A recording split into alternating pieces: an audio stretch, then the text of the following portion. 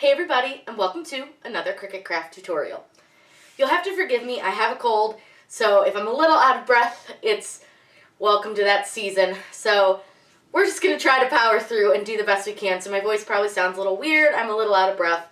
It's been a journey. But today what I want to talk to you guys about is a really fun idea and super quick and easy to do. Our milk and cookie sets for Santa. These make awesome gifts for your friends and family. They sell really well, and these are awesome like last minute ideas for your kids. They are so easy to do, and we're going to use a design from Creative Fabrica, which is going to be this one on our plate, and then this one is just from Design Space, but super easy to do. I did get these plates at Hobby Lobby. This one was $10, and I believe this was $4.99. But don't quote me on that. But I'm pretty sure that's about price right. So let's go over to Design Space, and I'm going to show you guys how you can download one of their designs and then load it into your Design Space. In Design Space, we are going to first upload an image that we are going to use for our plate. I got it from Creative Fabrica. It's real cute. I will link it down below, but it's just a simple cookies for Santa plate. So what we'll need to do is find the cookie plate. Now I did extract them, but sometimes it's a little bit weird. So we'll see if it'll let me do it. I may have to do it just from here and drag and drop because sometimes it likes to be a little bit crazy. So we'll just do a drag and drop. Sometimes that's more my computer than Design Space itself. So we'll hit save, and we're going to go ahead and insert this bad boy into our Design Space. So I know that my plate is 8.5 inches. My plate tells me that on the back. So if you're ever wondering what size you might be working with on a plate, you can see if the back or the tag tells you how wide it is. If not, you'll want to measure it yourself. But we are going to just kind of make this a little bit smaller, I think, than what our plate says it is. So I probably go about like, I don't know, 8.1, let's do about 8.1. And I'm going to go ahead and actually I want to cut the cookie in a different color. So I'm going to there's two ways you can do this. You can either duplicate it and contour out all the words and keep the cookie, or what you can do is use the slice option. And for this one, the slice is going to be way, way easier than trying to contour out all the little letters. So I'm just going to select put a square over the cookie and then select the design and then just click on slice. That way we can just cut the cookie out in a different color than what that is. So we're going to do the cookies for Santa. I'm going to do those in red. And then I would like to do the little gingerbread man. I'm torn whether to do him brown like a gingerbread man should be, or whether we want to do him green. Oh, he looks weird green. So we'll do the gingerbread man brown. So now what we need to do is we're just going to go ahead and move these kind of out of the way because we are going to do a milk for Santa. And I'm going to see what Design Space has and see if we can find anything that we can just use from there. Because a lot of times it's just so much easier to just use something from Design Space that they have and just be done with it. So I like this one. I think this one will match kind of the style that we have. So let's insert it. We'll see what they look like. Because what we can do now is we can do the same thing where if I wanted to do different colors, we can totally do that. So let's make the milk a different color than the words for Santa because we have green and we have red. So maybe what we do, let's go ahead and slice the milk out. So you're just going to do just like you did with the cookie, put a square over it, delete the parts you don't need, and let's make the word milk red and we'll do the for Santa in green. Let's see, we'll do green. Perfect. I love it. That's super cute. I think that's going to be really cute for the little cups that we have. The cup's about 4 inches tall, and it's a big cup, so we have a lot of space to work with. But we're going to go ahead and reduce this just a little bit because you don't want it to be way, way too big. But I think that's probably good because we have almost 3.5 inches wide. And I think we'll go just a little bit smaller just to kind of make sure it fits really nicely. I think that looks really good. So now what we can do is click on Make It, and it's going to show us all the different spots that we need for our design. Now I'm going to show you guys a quick little trick to save yourself some vinyl. So there's a huge hole here in the middle of our cookies for Santa. Just move the word milk in between it because you can save yourself all this extra vinyl if you just put your different color right in between where you need it. You can easily cut that out with an X-Acto knife, and it's super easy to do. Another cool trick, so let's cancel this really quick because I'm going to show you another trick. Let's move this over and move this out of the way, and we'll put the milk in the middle. I'm going to put the square over this, and we're actually going to slice the word milk out of it again. And this is just going to create a weeding square. Sometimes attach works. It's been a little bit weird today, and I don't know if that's just like a design space issue or what. But we're going to get rid of the word milk, and we're going to get rid of this one, the red one. Get rid of that. And you're going to change your square to red. And then you're going to go ahead and attach the square and the cookies for Santa. This is just going to make it a little bit easier to weed around this rather than having to weed all of this at once. I'll show you guys exactly what I mean. It's a little bit confusing, especially if you're a little bit new user, but it just makes it a little easier, especially with some of these thinner letters, to cut them out. So we are ready to cut. Let's go ahead and click on Make It. We're going to start with red, and we are going to use the Caesar Easy PSV, which there's this really cool handy dandy file that I'm going to show you that you can use in the 651 vinyl website. If you click right here where it says cutter settings, I don't use PSV a lot, so I just always like to double check. You click right here where it says to download the printable PDF file, and it's going to bring up this handy dandy little cut settings, and you just find what you're working with, which we are working with the Caesar PSV Solid, and it says just to cut it on vinyl. So easy peasy, but it shows you Cricut settings, silhouette settings, and the Brother scan and cut settings. You can always check when it was last updated, just up here in the upper right-hand corner. So easy, that should be no problem at all.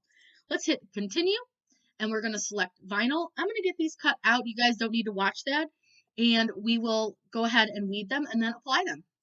So I'm using the Pin Pen weeding tool from 651 Vinyl.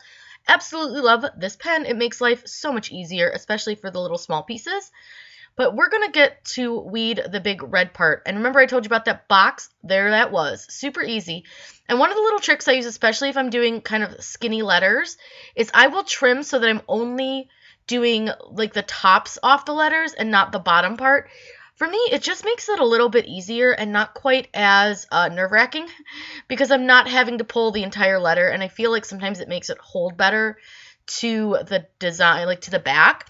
But you guys can do this however you want. There's no right or wrong way to do crafts. I mean, this for me was just the easiest way to do it because they kept trying to lift a little bit. And then I can just peel the inside off really easily, and then I can just go around and get all the little insides of all the letters out. And I just love how cute this little design came out. Isn't it cute? And then I just cut milk out of the middle and then dry fit it really quick to make sure it all fits.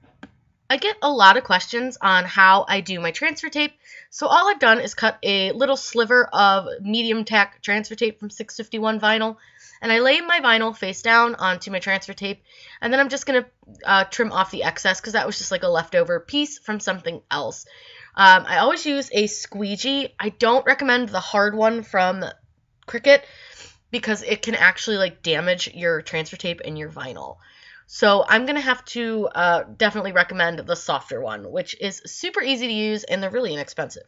So now I'm going to cut a slightly bigger piece because I need more transfer tape to do the word milk and the gingerbread cookie man, excuse me. Again, guys, I have a cold while I'm recording this, so yay that.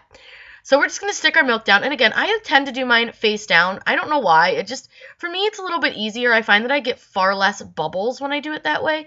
And then again, I'm just going to burnish him down. And that's just to make sure that he sticks to your transfer tape. And then I'm just going to easily just peel him off. When you use a good quality transfer tape, they peel super easy. Now, I did pre-clean my plates with alcohol. I just had a little fuzz on there, so I just wiped it off. And then I'm using the lines on the plate to actually center my little gingerbread man. And because he's not really big, getting bubbles in him isn't a big concern. But if you watch, I laid his feet down first and then sort of rolled him up. And then I just peel off my transfer tape. And he has 0 bubbles. He came out really good. Now, I can reuse my gingerbread man transfer tape on the word milk, which I love to reuse this tape because you can use it several times before you get it not sticky enough to use. And again, I always peel my backing off my vinyl and not my vinyl off my backing, if that makes sense.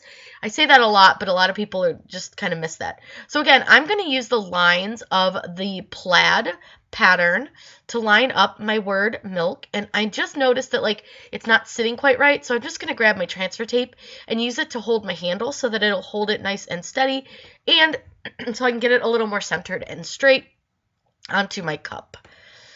This one is super easy to do, you guys. Ceramic loves vinyl, so they love to stick to each other.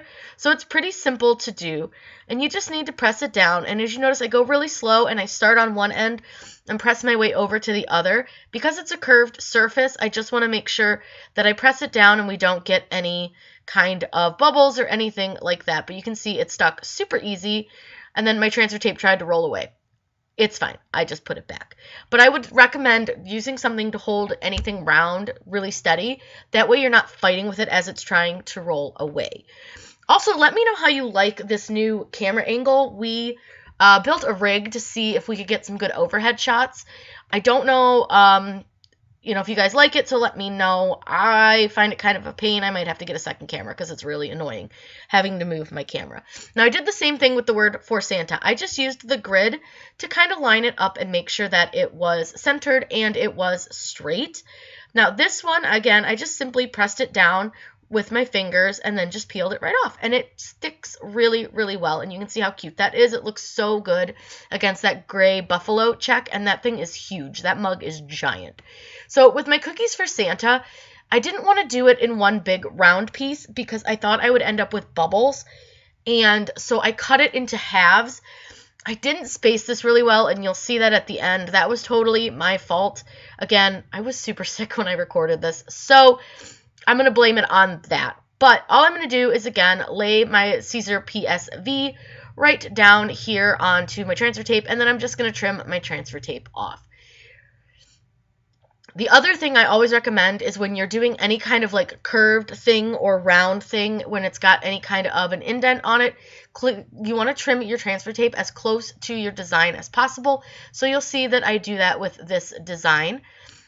I'm going to, again, burnish this down. You always want to burnish your transfer tape and your vinyl, but you don't want to overdo it. If you overdo it, you can damage it, and your vinyl will actually try to adhere to the backing versus adhering to your transfer tape. So you just need to be kind of wise of that and how you're doing it. So again, I always flip it over, and I just find it sticks better if you take the transfer tape off and do it the backwards way, which sounds crazy, but I promise it works. So now again, I'm just using the cookie guy and the plaid to line this up, but I realized it'll work better if I cut out this center, so I'm just going to cut around my design again and cut out the middle portion. It's just going to make it easier to lay flat, and I always like to cut it pretty close to my design so that you're not fighting with a ton of extra transfer tape. So all I did was just trim that transfer tape real close to the design. It just makes it easier to lay it down. And I'll do that for the second part as well.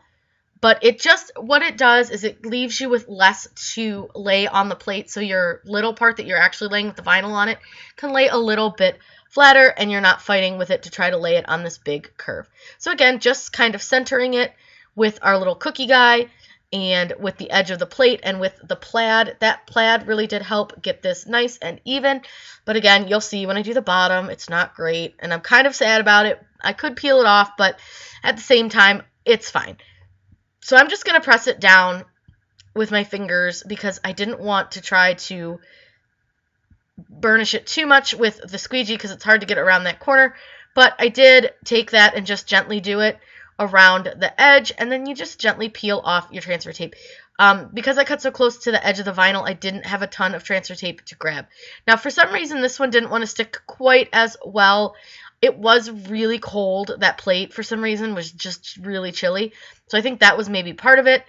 And I probably didn't burnish that letter down really well, which I should have done a little bit more. But it's hard because it's such a curved surface. So you want to take your time with that. But you can see that that part laid down really nicely. The other thing is you could have just left it with just the one side instead of doing both sides of the plate if you'd wanted to. But I decided that I already cut it, so I might as well do the other side. So I'm going to get some more transfer tape out and lay the other one on it and cut around it. So again, we'll just burnish this on to our transfer tape. I don't do, again, a ton of burnishing. I did get a little bubble, and it was fine because it was just in the transfer tape, but If you get a little bubble in your transfer tape, usually it's totally fine. Real easy just to work that right out. So again, we'll just peel it right off. And this is done the same way as I did the bottom one. Again, totally should have done a better job of spacing, but I didn't, and it's kind of a bummer. But again, not everyone's perfect, and it's totally okay if it's not perfect. It's your craft, and there's no wrong way to do it. So I definitely should have done a better job. But I'm going to fold it in half to help me find the center of my word, and it'll actually crease your transfer tape, so it helps you kind of find where your center is.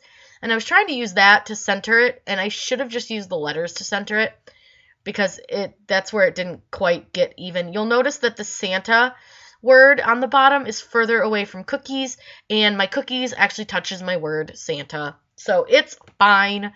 It is what it is. And by the time I realized it was far too late. Everything had stuck down, so I tried to fix it, and then I was like, yeah, you know what? It's fine. It happens. I'll learn for next time. It's cool. And then I just pressed this one down with my fingers on the bottom because I didn't want to try to burnish it with the tool. And this one stuck pretty well, which is nice, except that for some reason my F ripped.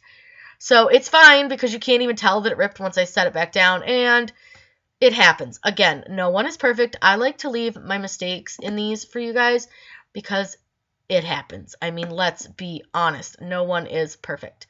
But here is our finished set. I think it came out so cute. I love how this decal looks on our plate, and our little mug looks adorable as a matching set. I just had so much fun making these, and I really hope that the kids that get to enjoy these will love them for years to come. I hope you guys had fun learning how to use SVGs from Creative Fabrica to make this really cute cookie plate and milk mug for Santa. I really had a good time making them, and I think they came out super cute. Now, make sure you subscribe to my channel because I do put out videos on Wednesdays and Saturdays with the occasional bonus live video.